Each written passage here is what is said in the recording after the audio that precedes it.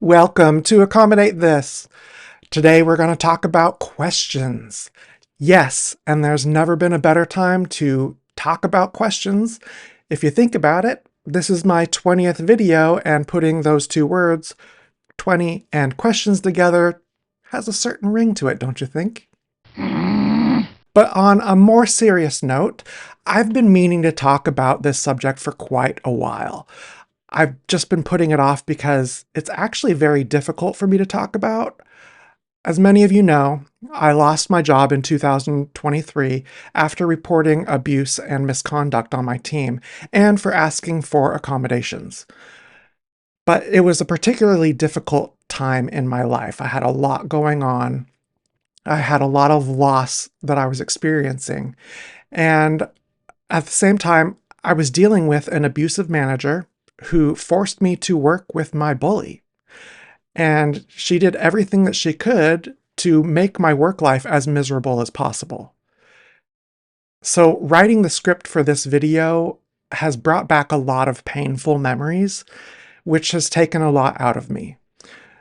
Still, because I believe in this topic and that it's an important one, I felt I needed to do what I could to get this video out there. So this video is partly a helpful guide for other neurodivergent individuals who may be going through the same thing that I've experienced, as well as an exercise for myself in processing what the heck happened. And now that you know why we're here, let's get into the topic for this video, questions.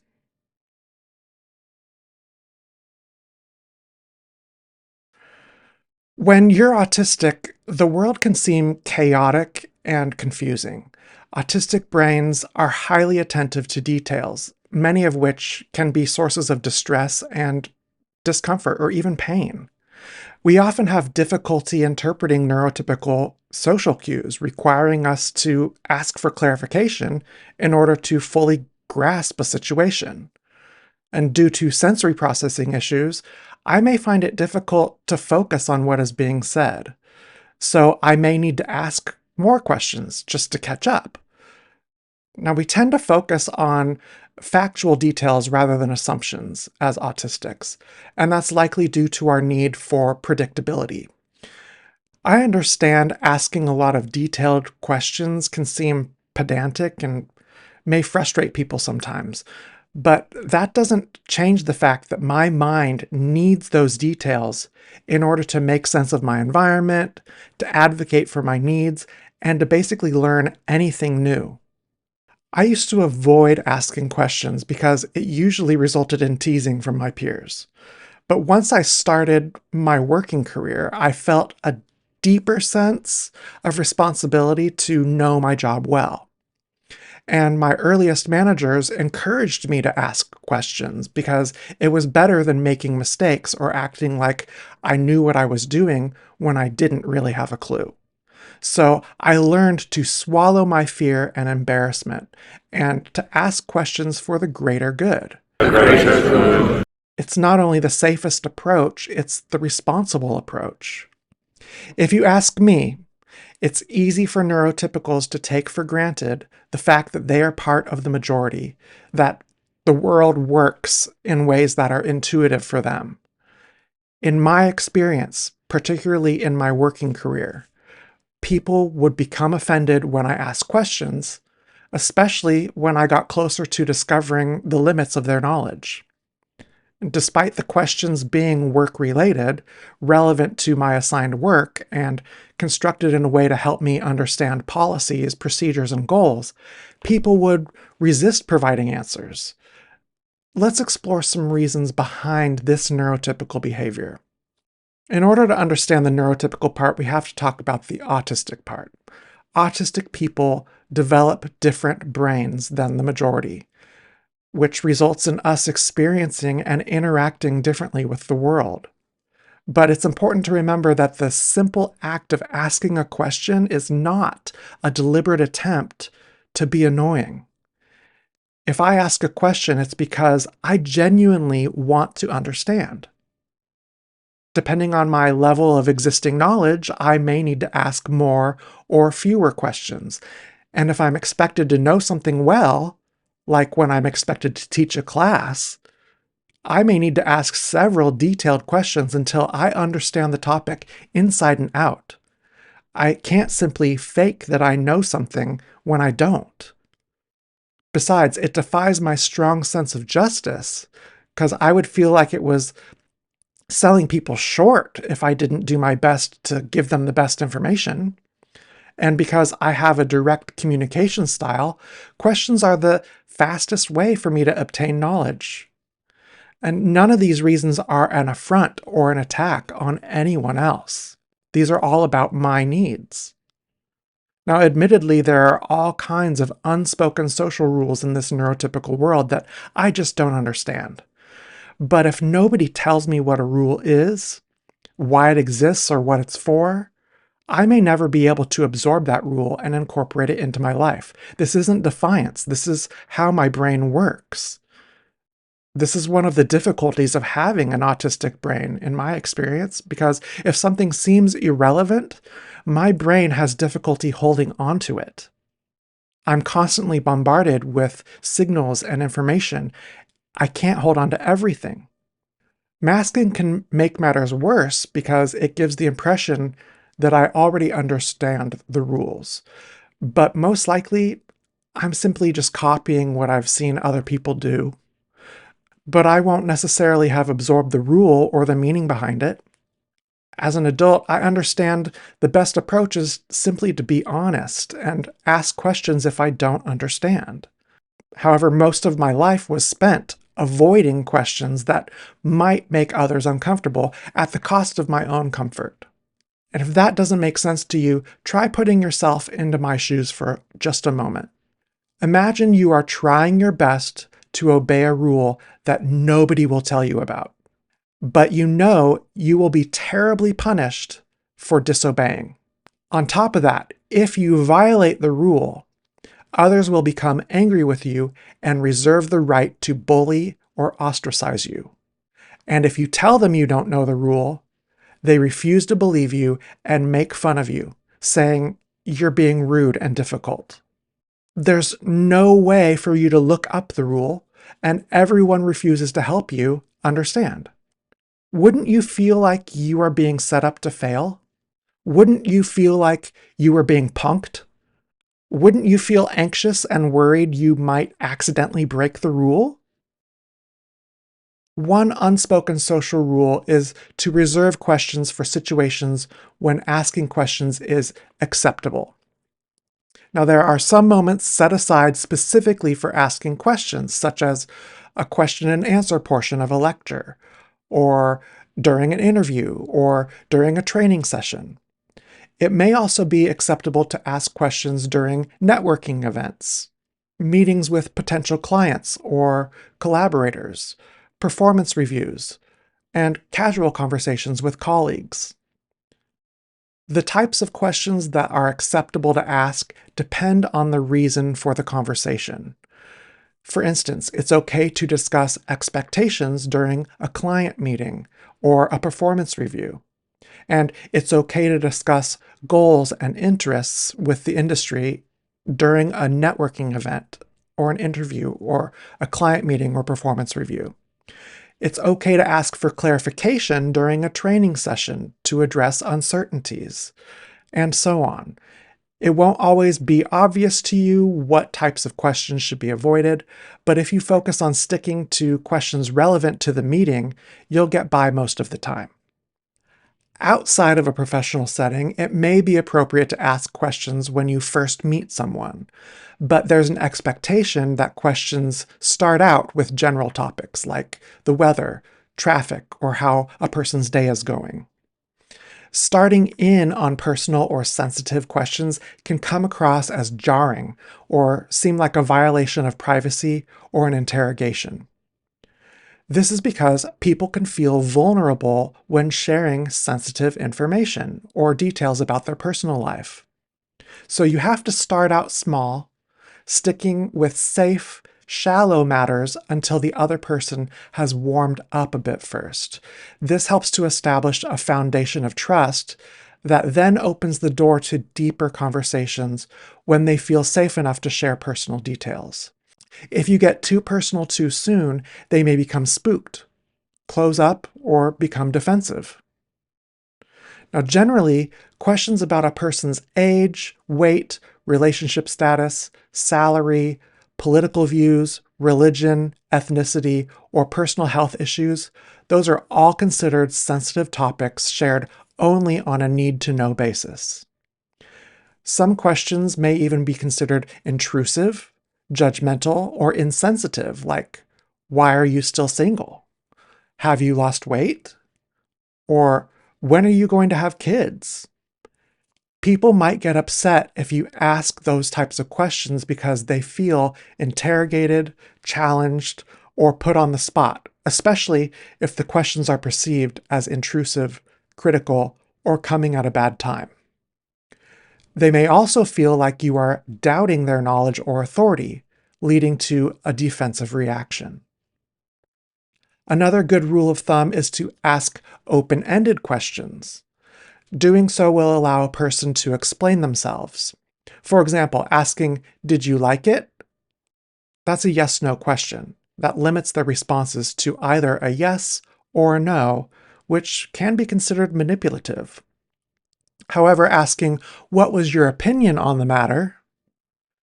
opens the conversation to more options and more opportunities to share their perspectives. A good way to remember this is to ask questions that start with what or how, and avoid questions that start with did, can, could, or would. Now, what about questions you should never ask? Are there any that are illegal? Yeah. Questions that are considered illegal are related to questions of a sensitive nature asked during a job interview, but even these have exceptions. So let's go over these illegal questions one by one. Age questions. Now, we already talked about this being a taboo subject to steer clear from, but here are some examples of what age questions are inappropriate to ask. How old are you? When were you born? When did you graduate from high school? How long have you been working? What might be appropriate to ask is, do you have any concerns about handling the long hours and extensive travel that this job entails? Are you over the minimum age for the hours or working conditions?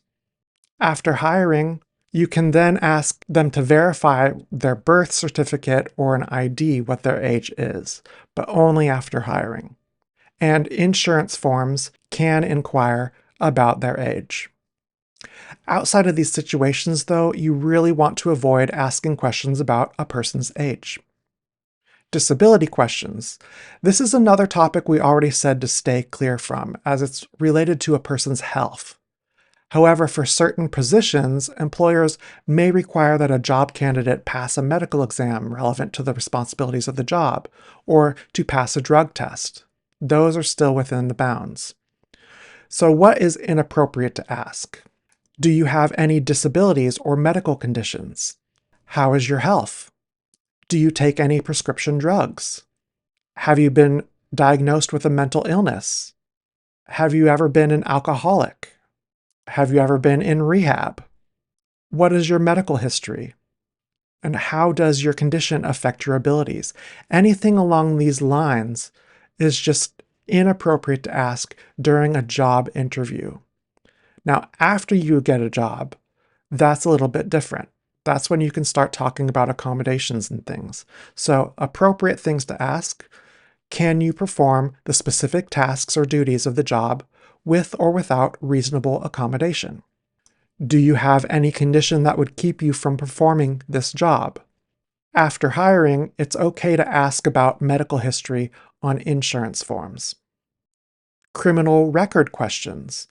Now, there's no federal law that clearly prohibits an employer from asking about arrest and conviction records. However, several state laws do limit the use of arrest and conviction records by prospective employers. So you'll need to review state-specific laws for additional guidelines. In general, it is inappropriate to ask, have you ever been arrested? It's also inappropriate to ask, have you ever spent a night in jail? They kind of point to the same thing. It is appropriate to ask, have you ever been convicted of a crime? This is often found on different job forms and applications, but you'll still want to review the specific laws in your state for any additional guidelines on this topic. Parental status questions. It's inappropriate to ask questions such as, do you have children? How many children do you have? Do you plan to have children? How old are your children? Are you pregnant? And what kind of childcare arrangements have you made?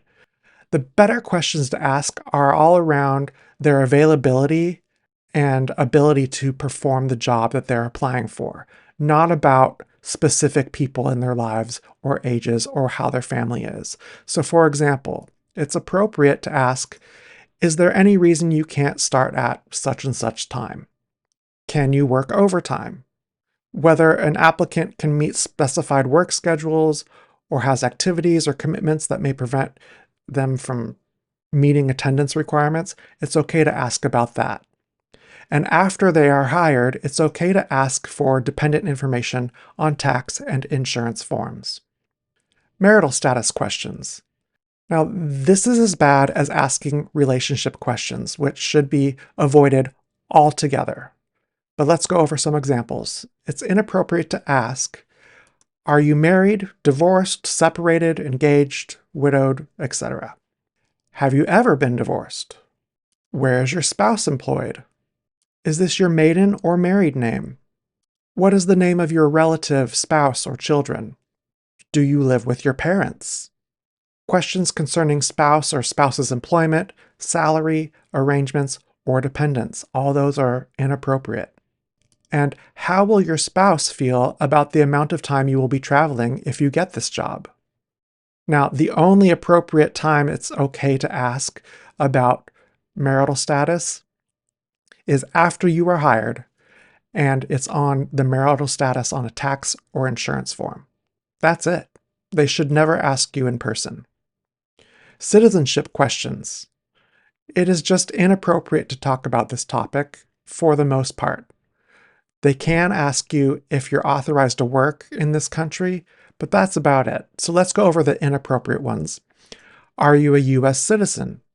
You sound like you have an accent. Where are you from? Where were your parents born? What is your native language? Are your parents or spouse US citizens? On what dates did you, your parents, or spouse acquire US citizenship? Are you, your parents, or spouse naturalized or native-born US citizens? Now, it is appropriate to ask the following. Are you authorized to work in the US? That's just a standard question for any employer. What languages do you speak? It is only appropriate to ask if speaking that language is relevant to the position. Otherwise, they have no right to ask. Do you have the legal right to remain permanently in the US? This is relevant because if you're only going to be there a short time because you're leaving the country, then that's something for them that they'll need to prepare for. What is your visa status? If you answered no to the previous question. If you're going to remain in the United States, they have no reason to ask you about your visa status. And last but not least, are you able to provide proof of employment eligibility upon hire? National origin questions. It's inappropriate to ask, what is your nationality? Where were you born? Where are your parents from? What's your heritage? How did you acquire the ability to speak, read, or write a foreign language? And what language is spoken in your home? All of these point to possible racist situations. And they tie very closely in with the citizenship questions. Now, it is appropriate to ask to verify your legal US residence or work visa status, but only according to that one situation I talked about before, where if you aren't planning to remain in the US, then it's okay to talk about visa status. And it is okay to ask what languages do you speak, read, or write fluently, but only if it is relevant to the position. Race or skin color questions. It's inappropriate to ask, what race are you? Or are you a member of a minority group? You should just never do it. When is it appropriate to ask a race or skin color question? Never. Just don't do it. Race and skin color have no relevance to your ability to perform a job. So it's not appropriate to ever ask a question along those lines. Religion or creed questions. So questions about an applicant's religious affiliation or beliefs are generally viewed as non-job related and problematic under federal law. And that's unless the religion is a bona fide occupational qualification. So like if you're applying for a position with a church, they're probably going to be interested in only applicants that have the same religious beliefs. So if the employer's purpose and character is primarily religious, then it is permitted to lean toward hiring persons of the same religion. With that in mind, it's inappropriate to ask, what is your religious affiliation? Do you currently attend church? Or are you practicing? And which religious holidays will you be taking off from work? Instead, what they should be doing is asking questions such as, can you work on Saturdays? Okay. Now, the exception would be if they are that religious employer who needs to hire someone with the same religion. But outside of that, just don't talk about religion. And the last category is residence questions. So it's inappropriate to ask, do you own or rent your home? Do you live in town? With whom do you live? And at the same time, it's appropriate to ask for address information when you're trying to facilitate contact with the applicant. And it's also okay to ask them if they are able to start at a particular time. Those are the only times when it's really appropriate to ask anything related to where a person lives.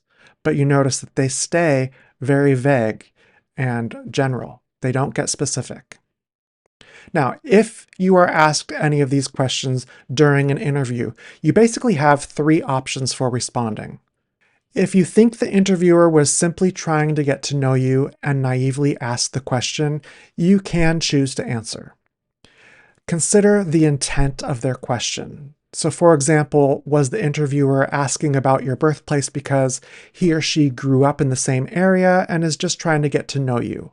If you're comfortable answering, then go ahead, it's fine to do so. You are the arbiter or the protector of your personal information, so it's up to you to decide if you want to answer it or not. You could sidestep the question. So you could discreetly refuse to answer the question, but address the concerns that they raised. So for example, if your interviewer asks you whether or not you have children, they may really be getting at whether your family responsibilities would interfere with the travel that's needed for the job. Now, you could respond by saying something like, I can assure you that my personal life will not interfere with my professional responsibilities. That doesn't directly answer the question about what your family is like, whether you've got kids or not, but it does address their concerns for asking the question in the first place. And the third option is you can just question whether or not the question is relevant. You can ask the interviewer how the question relates to the position you're interviewing for. And this may alert them to the inappropriate nature of their question. And if you feel that they are asking an inappropriate or discriminatory question, you can refuse to answer their question. And you can either try changing the subject, or you could choose to excuse yourself from the interview.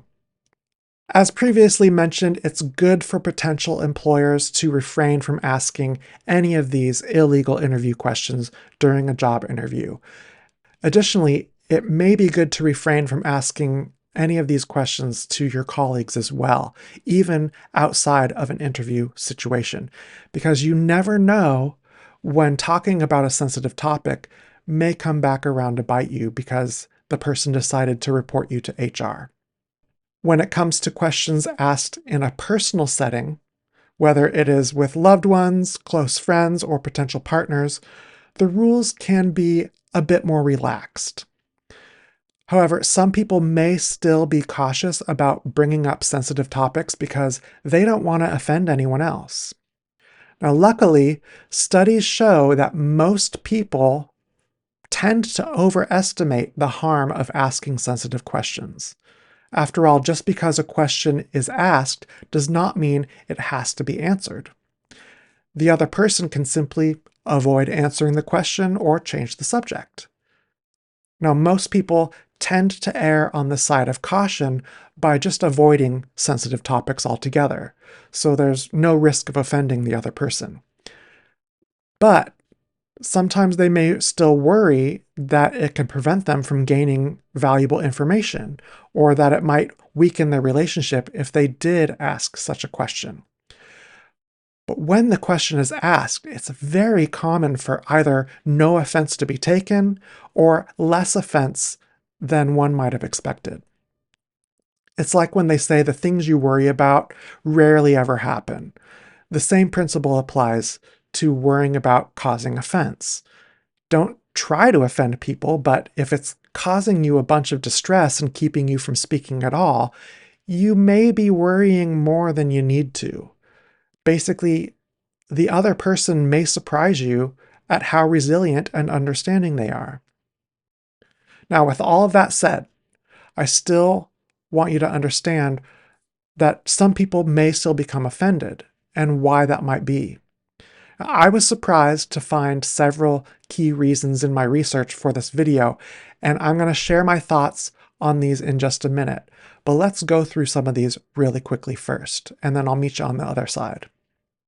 So some reasons why people may get offended: they may feel attacked or scrutinized, particularly when asking why questions or questions that seem to be probing for flaws. Those can make people feel like they are being criticized, which may trigger a defensive response.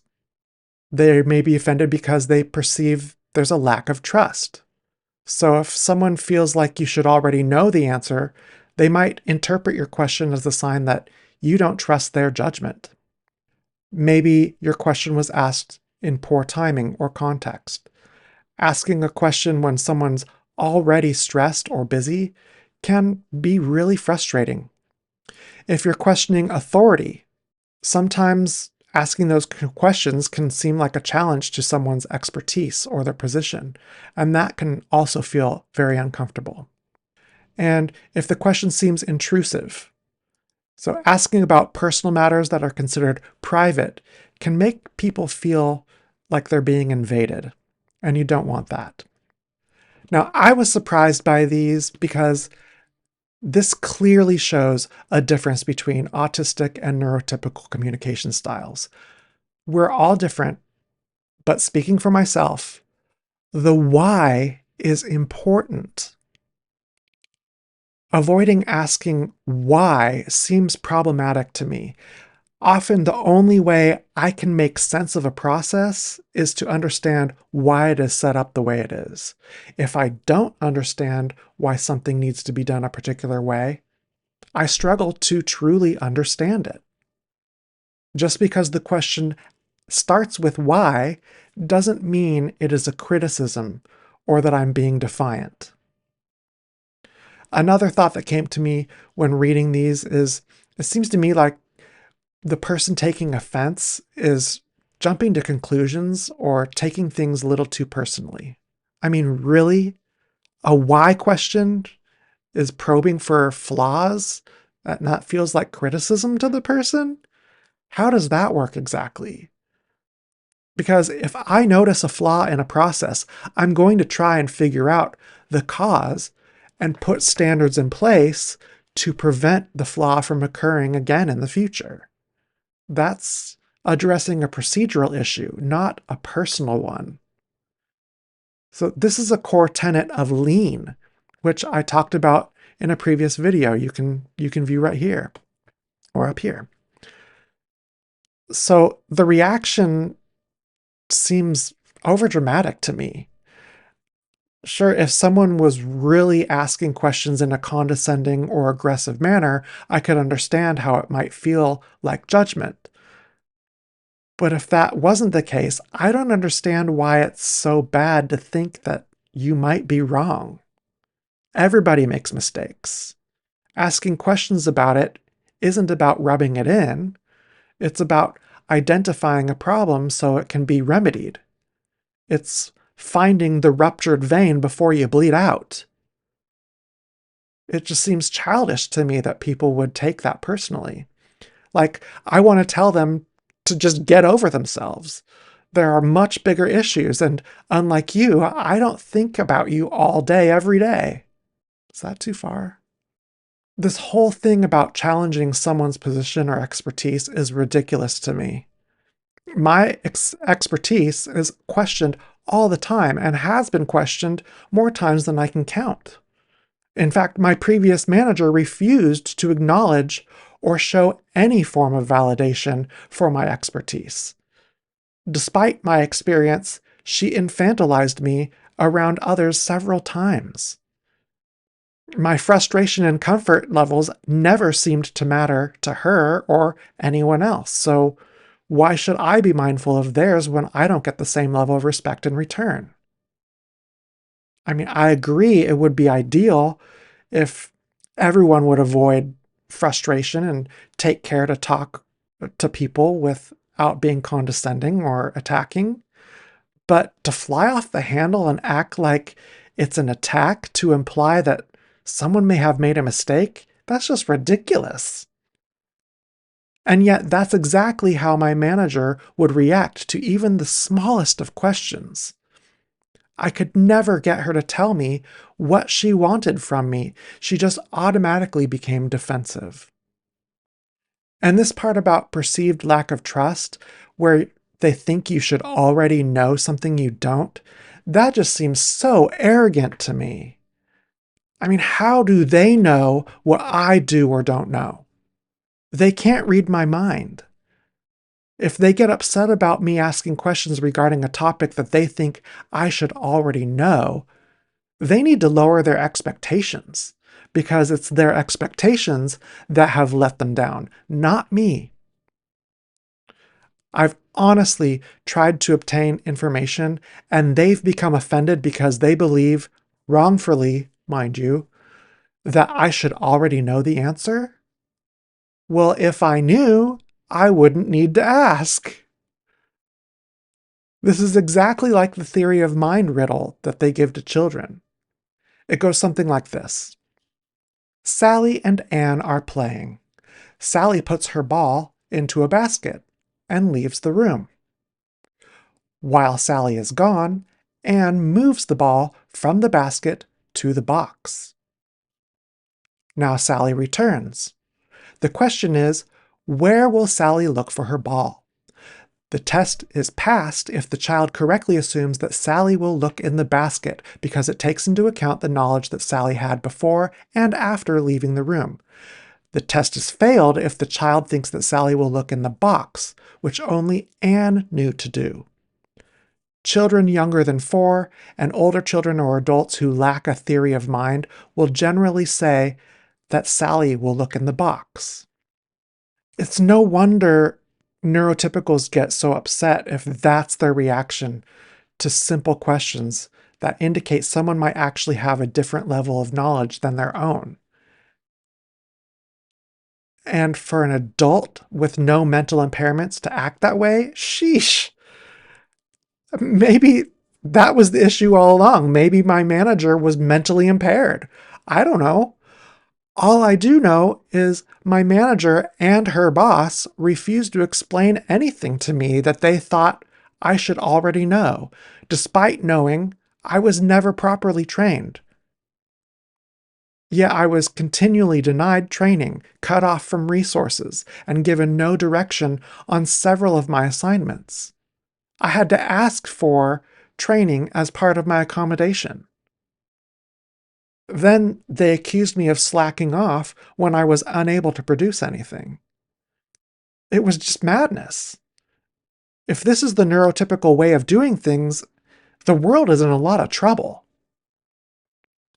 Anyway, I've gone off on a tangent. What are some suggestions for avoiding upsetting people with questions? Well, here are a few suggestions by the experts. I'll let you know what I think about these after we go through them. Be mindful of your tone and body language. Ask questions politely and with genuine curiosity. Choose the right time. Don't ask questions when someone is clearly distracted or in a hurry. Frame questions positively. Focus on seeking information rather than implying someone is wrong. Consider the context. Be aware of the situation and who you are asking questions to. And clarify if needed. If you are unsure about something, ask for clarification instead of making assumptions. Now, studies show that autistics and allistics, or non-autistics, have different styles of communication, which includes differences in tone, gestures, and more. Autistics put way more weight on the content of the message, while allistics put more weight on tone and body language. So no matter how much we may try to watch our tone and body language, mistakes are inevitable. It's up to both sides to make an effort to not become offended and to ask questions if they detect something in the message that seems misplaced. It can't always be blamed on the autistic person when it takes two people to communicate. I talk a lot about this in my video on stigma, which you can see here. Again, I think neurotypicals need to get away from their dependence on hierarchies. Just because someone is in a position of authority does not make them infallible. Once they are granted authority, they do not suddenly inherit all the knowledge and skills that go along with that. That very idea is a fallacy, known as the argument from authority, which says it's fallacious to believe authority has any impact on the truth. Authority on its own is not enough to avoid errors. So seriously, my neurotypical friends, throw that one out. It's useless. Can we do that? Can we throw that one out? Yes, I'm being told that it's okay. We can throw that out. So just do it. But seriously, holding on to this view that someone in authority is automatically immune to making mistakes is dangerous. That's how fascism starts and spreads. Holding on to such views is simply lying to yourself and then getting upset when someone dares claim that you might be wrong. It's just arrogance, plain and simple. And everyone will be better off without that kind of toxic behavior. You have my permission to throw it out, so do it. Throw it out. So we've talked about a few reasons someone may take offense when asked certain questions. But what all of this boils down to is that offense occurs when a norm that a person endorses is judged to be violated. And it's important to understand that offense is different from anger. There's no victim required for someone to be offended. Anger requires a victim and damages to be done to the victim. So for instance, when marginalized groups are angered by hate crimes, they consider themselves the victims who suffer the physical and mental damages. Experts explain this by taking anger to involve the belief that there has been some damage to me or to something or someone close to me. Taking offense, unlike anger, does not always require a victim or any damage. For example, suppose a coffee lover is offended by the bad taste of someone who drinks coffee with too much sugar and milk. The coffee lover is not the victim because he doesn't consume the bad coffee, nor is the offender a victim of himself, since he enjoys this way of drinking coffee. It remains unclear who has suffered damages. And this is because it is a norm rather than a person that is presumed to be damaged when someone is offended. In other words, when we take offense, we think that our norms and principles are under attack. So long as an endorsed norm is violated, it's possible to take offense even if no person is damaged. In the example I just gave, the coffee lover judges that his norm against sugar and milk, not himself, is violated by the offender. Now, my manager took offense to any question I asked, despite the questions being relevant and appropriate for the work that I was asked to complete. She behaved as though she was being attacked, even though it was a social norm that she valued that I was violating. No actual harm had been done. And while I can understand how that might feel, she didn't seem to care that her norm was not universal, that some people like myself did not understand or recognize that norm or even value that same norm. And my indifference then made matters worse because I felt like she was overreacting, and yet her offense was so poignant and deeply held that she took my behavior personally and quickly turned her emotions into anger. She felt victimized, and she used her emotions to justify punishing me for simply having a different communication style and different sets of norms. She punished me for needing to know more than she was willing to share. And she punished me for showing a lack of respect for the norms that she valued. Now, her punishments came in several forms, including cutting me off from resources, denying me answers to my questions, threatening job loss, and demanding I somehow overcome my disability. And despite needing the information I was asking for in order to complete the work she assigned me to do, she did not believe I had a right to know or understand anything. She even told me it was not my place to know, only take and do. In her mind, any time I asked a question, I was crossing an imaginary line, and that was an act so vile, I deserved punishment for it. Philosophers have several theories for what motivates people to resort to punishment. For one, punishment can deter wrongdoing, both specifically for the person being punished and generally for others who observe the punishment.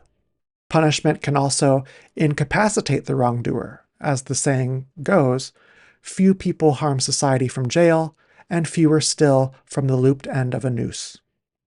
Now, punishment may also serve to rehabilitate the wrongdoer, essentially converting them into a do-gooder. Each of these are examples of beneficial motives for punishment. However, retribution can also be a motive for punishment. And when punishment is motivated by retribution, it is rationalized as simply what wrongdoers deserve, whether or not it ultimately brings about beneficial consequences.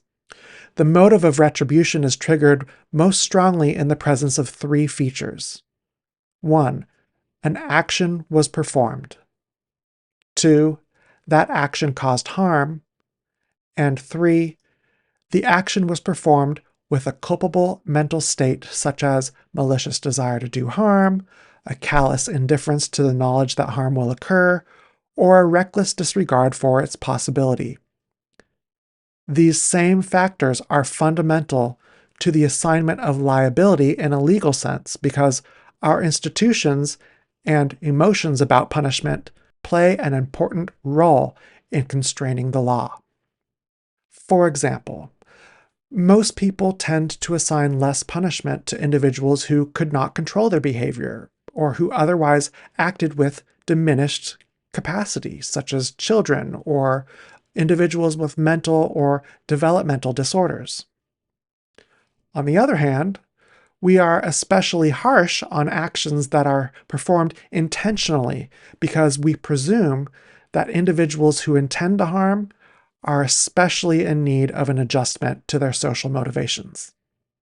However, we also punish people who acted accidentally, so long as their behavior was controllable. So this may be because accidents are teachable moments. For those ultimately capable of controlling their behavior in relatively similar circumstances in the future, punishing them may ultimately pay off. And recent research demonstrates that in the absence of controllability, the punishment of accidents is diminished. In other words, a person's reaction to the behavior is often adjusted based on their understanding of the level of control the offender has. But this isn't the case when emotions are high. In fact, it's argued that emotions often blindly commit us to a course of action that reason would undermine. It turns out that such self-blinding can cost you dearly in the social department. Now, one study tested participants by allowing one player, A, to divide resources between himself and another player, B, and then informing a third player, C, of the resource allocation and giving C the opportunity to punish unfair allocations by A. And they observed that over 60% of participants in the role of C punished unfair allocations. This and other related findings suggest an evolutionary pressure toward this kind of punishment, indicating societies with a norm of third-party punishment outcompeted societies without such a norm. This form of punishment has also been shown to stabilize cooperative behavior, which promotes group welfare. However, in my case, my questions were relevant to my work. They were not spoken with malice, but they lacked a sensitivity for a norm that I was not even aware existed. My manager knew ahead of time that I am autistic and struggle with social situations. I would think that this could have been something she could have explained to me, but instead, she asserted that I should simply know the rule without ever telling me what it was, or know that she valued that norm without ever telling me about it or communicating what I had done wrong. She was so emotionally driven, I was bullied, my reputation was smeared, I developed severe PTSD, and I was eventually pushed out of my position. None of that had to happen if she simply would have communicated with me. My point is, my manager's emotions blinded her from the fact that I was unaware I had made any offense. She had already committed to the story in her head that I was being purposefully harmful to the norms that she holds dear. She built it up in her mind to the point of accusing me of being dangerous, despite there being no evidence of any harm to anyone. She was verbally abusive and threatening to me, acting out of anger over her imaginary victimhood. In extreme cases like this, it's best to document everything you can. In the long run, if someone is determined to take offense, regardless of your efforts to avoid it, and they are unwilling or incapable of explaining it, there's nothing you can do to stop them. But questions are not automatically offensive by nature. Questions may be judged as harsh or ill-timed, and some may be considered illegal during a job interview, but questions themselves are nothing to fear. There are appropriate, rational ways of responding to questions. There's no need to jump to conclusions, assuming a person has ill intentions. But you know one way you can find out if their intentions are sincere? You don't have to guess. You could ask them. Considering autistics face higher rates of unemployment and underemployment, it could do a lot of autistic people a lot of good to know some of these unspoken social rules. It can also do us a lot of good if neurotypicals understood that our conversational differences are style differences. They are not automatically an affront to social norms. Norms change over time and from region to region.